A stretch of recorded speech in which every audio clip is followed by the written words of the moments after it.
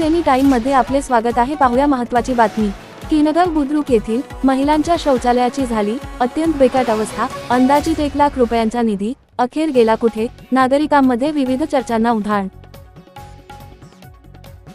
यावल तालुक्यातील किनगाव बुद्रुक येथील महिला शौचालयाच्या दुरुस्तीसाठी तब्बल 1 लाख रुपयांचा निधी मिळाला असल्याची माहिती न्यूज एनी टाइमला देण्यात आली। मात्र त्या निधीचा वापर फक्त शौचालयाच्या दर्शनी भागातील रंगकामासाठी वापरला गेला की काय, असा प्रश्न आता उपस्थित होत आहे।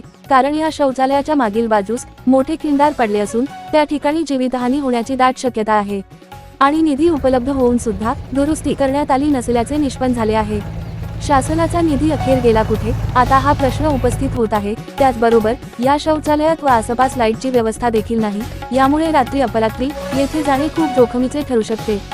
शौचालय दुरुस्तीबाबत आता चौकशीची मागणी करण्यात येत असल्याचे सांगण्यात येत आहे। न्यूज एनी टाइमसाठी गुलाम बॉस यांची रिपोर्ट।